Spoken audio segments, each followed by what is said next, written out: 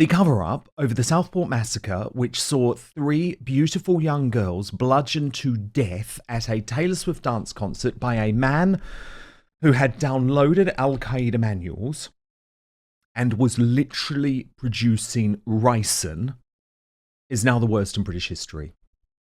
We are in truly terrifying times when the mainstream media, which is meant to battle the authorities and politicians to deliver us, the public, the truth, are now working in cahoots with the establishment to shield information from the public. I am genuinely disgusted by my former colleagues in the MSM, with just a couple of exceptions at the Daily Telegraph and Talk TV, because they have hidden behind completely irrelevant contempt of court laws to fail to hold Keir Starmer and Yvette Cooper to account about what they knew when. Yesterday, right here on Outspoken, I revealed that the Speaker had banned Reform UK Deputy Leader Richard Tice from directly asking Two-Tier Care the question that he had planned. He was going to say to him, "Do you think the public are stupid?" Now, that would have been a moment. But knowing that the Speaker appeared to protect the Prime Minister by insisting, I wish to remind the House that the following horrendous, terrible incident in Southport on the 29th of July, a suspect is awaiting trial, having been charged with multiple offences. That means the House Sub Judice resolution is engaged and references should not be made to the case. I know that all honourable members wish to see justice done in this case. It is therefore of paramount importance that nothing is said in this House which could potentially prejudice a proper trial. Now, luckily, Richard Tice had a plan B. Richard Tice. Thank you, Mr. Speaker. The government's own independent reviewer of terrorism legislation, Jonathan Hall Casey, has said repeatedly recently that it is important in incidents of terrorism that the authorities put out more information sooner in order to prevent an information gap. Does the Prime Minister agree? Prime Minister. Mr. Speaker, obviously I'll tread carefully in answering this question for the very reasons that you yourself set out at the beginning of this session. I think it's very important, first and foremost, that in all cases, including the particularly difficult case that the Speaker mentioned earlier, that the police and prosecutors are able to do their difficult job. And all of us in this House have a choice to make, including both candidates to be the next Tory leader. They can either support the police in their difficult task, or they can undermine the police in their difficult task. And I know which side I'm on. Rachel Blake. But breaking right now, Nigel Farage has just confirmed the details of my exclusive. He's written in the Daily Telegraph. I want to share quite a lot of it with you, actually, because it's important. This is really important. So Farage writes, as an elected MP, it is my duty to act in the interests of my constituents. That includes asking difficult questions in order to get the truth about national issues. When it comes to the Southport attack, however, it has been extremely difficult to do this job. My faith in the ability of lawmakers to scrutinise responsibly has been badly shaken, as a near-blanket ban on discussing the case has been issued. The Starmer government has been very effective in using fear to shut down public debate that it considers inconvenient. You only need to think back to the almost unprecedented way the state used rapid and harsh sentencing for those involved in the summer riots, including those who wrote unpleasant things online. The overriding view was that the far right, whoever they may be, must be crushed. Then Farage went on. An hour before PMQs began, Richard Tice received a telephone call in which he was told not to ask anything about the man accused of the Southport attacks. This point was reinforced strenuously by the Speaker in the Commons, which we just saw, obviously. Parliamentary privilege was effectively withdrawn. For now, therefore, it seems that nobody is allowed to ask in the proper forum when the government first knew that the accused was to face the ricin and terror material charges.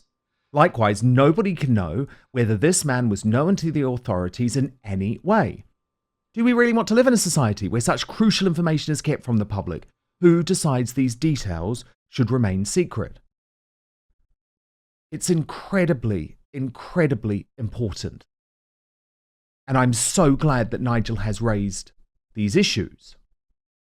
But it's equally important that the mainstream media, including Nigel's employer, GB News, doesn't stay in its cone of silence over this whole cover-up. But that's where we're at. Do you know that presenters on the so-called free speech channel have been told not to talk about the Southport cover-up at all? So Farage is writing about it in the Daily Telegraph, but he's not talking about it on GB News. Now that's before you get to the usual suspects, the British Bashing Corporation, Channel 4, Woke ITV, Sly News, nothing. Absolutely nothing. So where were all of the truth-telling journalists who thought hounding Boris Johnson out of office over a piece of birthday cake? Where are they now when we're talking about the most important story in the country? Beth Rigby, Paul Brand, Robert Peston have done absolutely nothing to question those in power about why they deliberately misled the public while accusing those who did pose pertinent questions like Farage of spreading misinformation. Actually, do you know who was spreading misinformation? Yvette Cooper. Extremely important that people don't spread damaging misinformation online. False information has already been extensively shared in the last 24 hours. Those who do this for their own purposes risk undermining a crucial criminal investigation. And I ask everyone to show some respect for the community in Southport and for families who are grieving and in trauma. How can our media not have asked that woman about why she lied to us all?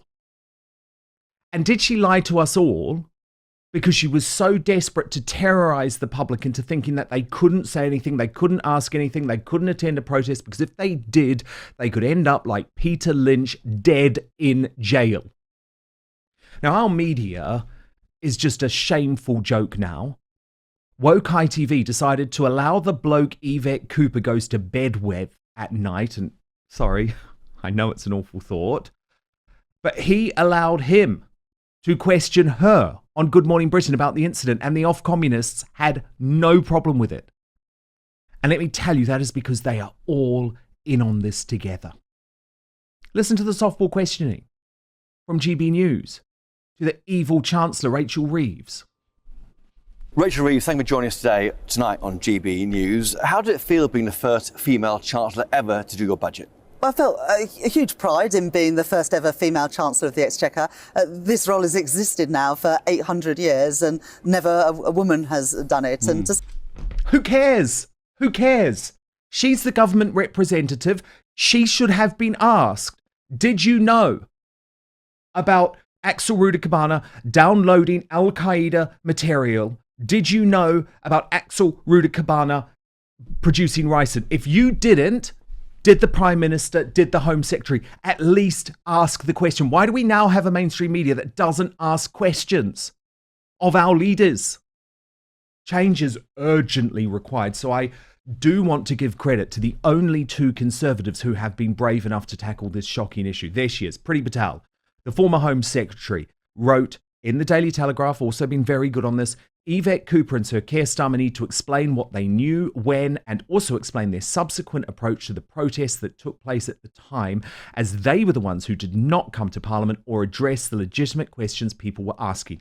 Amen, Priti Patel. Now that story should have been leading the British Bashing Corporation News, GB News, ITV News, Channel 4 News, Sly News last night.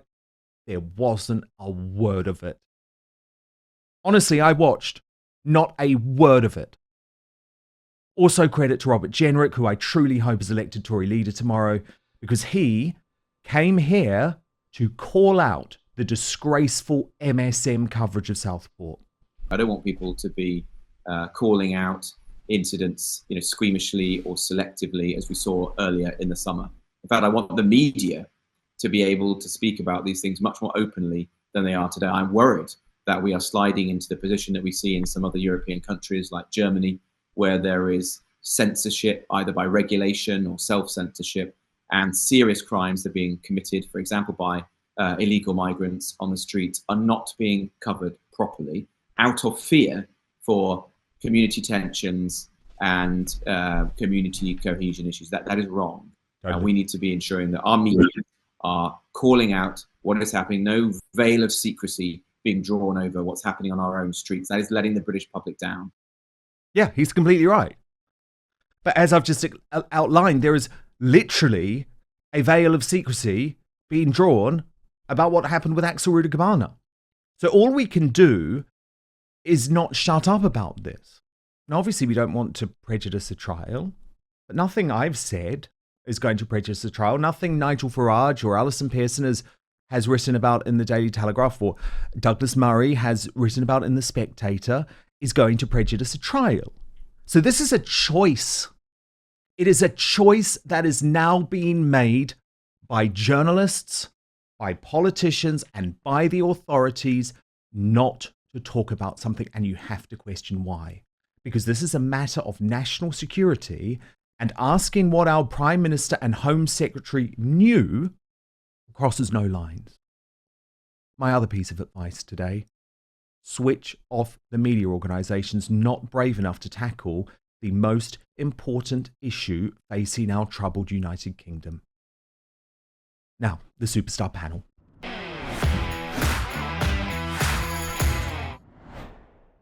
And I'm delighted to be joined this Friday by Jasmine Birtles. She is, of course, an independent journalist and the brains behind the brilliant Money Magpie. And Chris Davies, who is the founder of True Conservative Media. Chris, I've just had it. I have had it. I'm so angry this week. And I'm so angry to see these mainstream journalists in front of politicians like Rachel Reeves, Keir Starmer, numerous other cabinet ministers, and they haven't even asked the question. Why not just ask the question, Chris? Are we really surprised, though, Dan? That's probably the more pertinent question. No. You know, and I know, a veil of secrecy has been pulled over this. It's about as thin as gossamer. But the reality is they just don't want to talk about it. They're all in on it together. You're absolutely right. The establishment, the mainstream media, the Speaker of the House of Commons, and obviously the Labour leadership. I thought the piece that Priti Patel wrote was very instructive. As a former Home Secretary, she, of course, would know about anything that's going to happen like this. Very, very early on in the piece, she would be made aware of ricin, she'd be made aware of an Al-Qaeda training manual when she was in post. And for Yvette Cooper and the Prime Minister to suggest that they were not aware at an early stage is frankly a falsehood. Yeah, indeed. I mean, Jasmine Birtles, great to have you, but that's the point, isn't it? Priti Patel, she knows. She was the Home Secretary. She was literally in post when she was dealing with situations like this with the police, and she has said there is no way Yvette Cooper and Keir Starmer did not know. But first, us men want our grooming routine to be a one and done deal.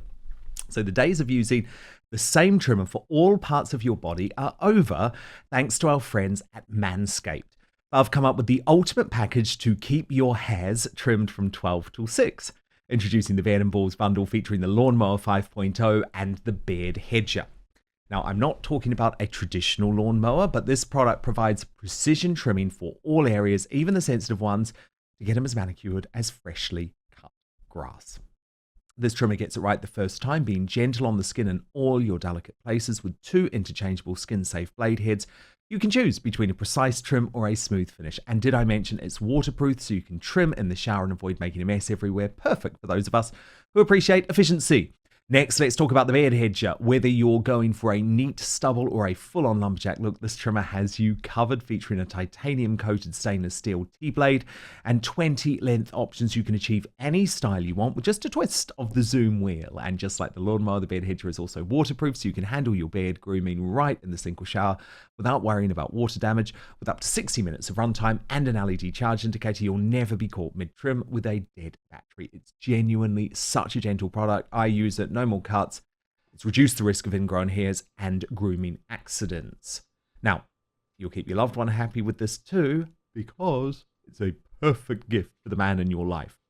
Today, 20% off and free shipping. All you have to do is use the code Outspoken.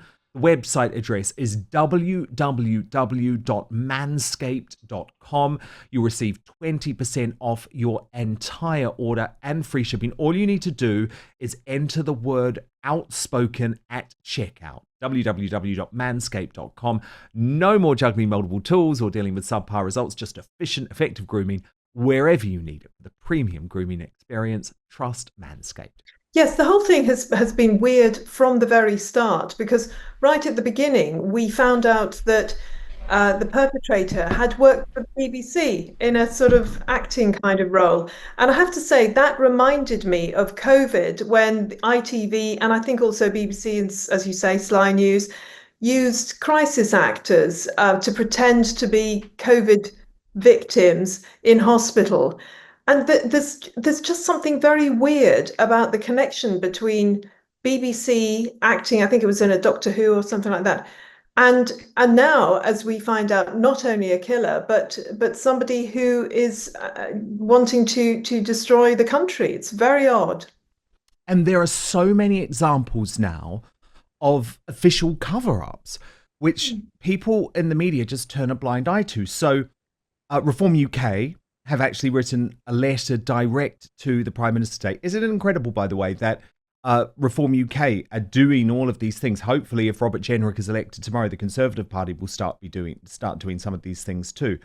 But the Reform UK, all of their 5 MPs have written to the Prime Minister saying the overwhelming majority of ordinary people want to end the deliberate policy of mass, uncontrolled illegal immigration and regain control over legal immigration. This is causing a national crisis with public trust in politics and the system collapsing. We are writing to you because this crisis has been made worse by the fact that information has been withheld or deliberately concealed from the British public. While other governments across Europe and elsewhere are collecting and making more data available on the impact of immigration, government departments in the UK appear to be publishing less. Why is this? And Chris Davies, we know why. Because actually, they think if we don't know the truth, if we don't know the figures, they are going to pull the wool over our eyes and we're not going to realise what's happening to our country. Dan, this is part of what Mark Stein would call the great shut up. Yes. It's just the latest example of something that ordinary people don't need to know about. The government knows best, and you, Prole, get back in your box, go to work, live in your rented house, don't own anything, and be happy with what you've got. This is the approach that Labour are taking. It is at best authoritarian, bordering on totalitarian.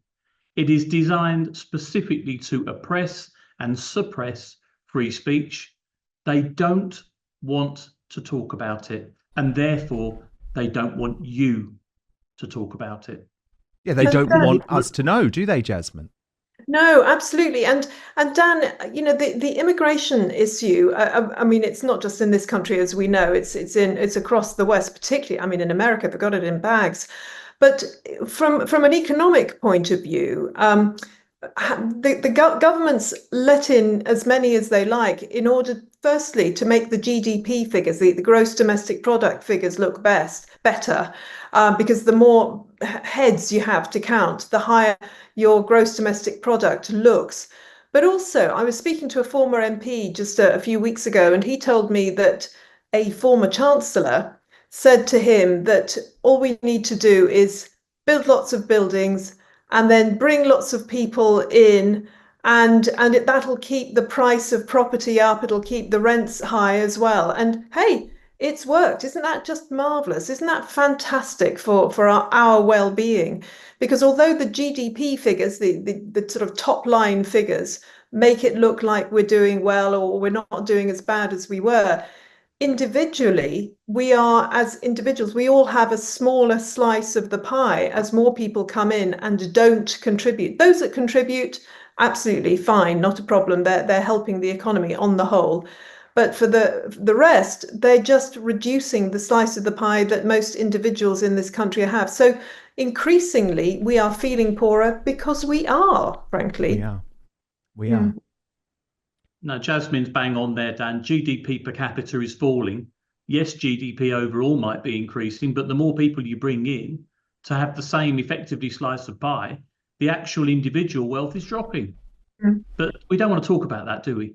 Thank you so much for watching Dan Wootton Outspoken. Please click on my face just to the bottom left to subscribe to this brand new independent news source and turn on the notification bell so you'll be alerted to our brand new live shows, uncancelled interviews and special royal episodes.